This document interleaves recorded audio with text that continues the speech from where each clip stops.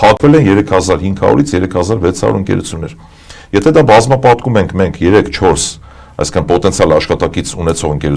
ընկերության թվականակի մասին աշխատակիցների, ստացվում է մի քանի հազար, 10,000-ից ավել մարդ մնացել է անգործ եւ այդքան տնտեսվարող սուբյեկտներ են փակվել։ Հիմա մեր քայլի արդյունքում, առաջարկի արդյունքում, կրկնում եմ, բացվելով տարեկան կտրվածքով 2000 ընկերություններ, այն ինչքան աշխատող որ պետք է աշխատեն այդ ընկերություններում, փոքր եւ միջին,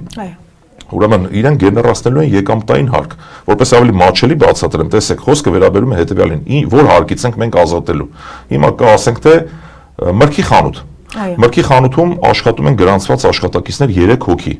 Այդ 3 հոգին, որպես աշխատավարձ ստացող, իրենք եկամտային հարկ են վճարում։ Այդ մարդկանց եկամտային հարկը գործատունն է վճարում։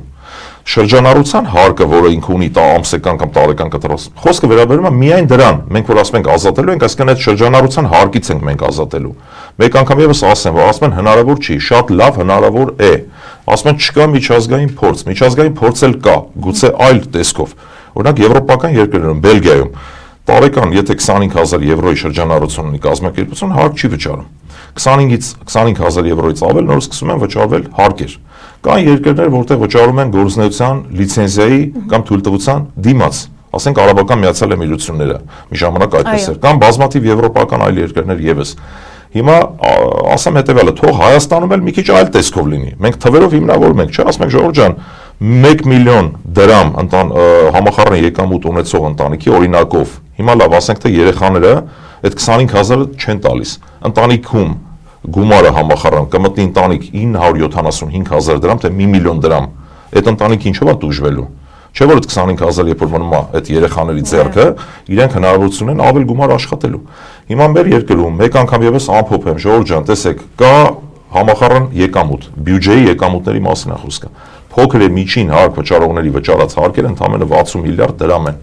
Երբ որ այդ գումարը մնում է շրջանառության մեջ, 30-40%-ը հետ է վերադառնում։ Մնացած մասը տարիների ընթացքում նոր բացվող ընկերությունների հաշվին դարձյալ ավելի շատ գումարի տեսքով վերադառնալու է պետական բյուջե։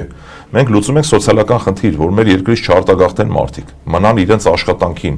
Ես այն օրել եմ ասել մի քանի օր առաջ այլ եթերում, որ մարդը, որը փակում է իր փոքր բիզնեսը,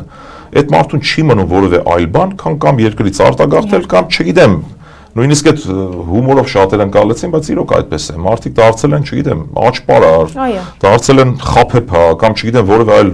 վատ բառերով չեմ ուզում բնութագրել, բայց մարդը դեգրադացվում աշխատանք կամ եկամուտ չունենալով։ Հիմա մենք սրանով,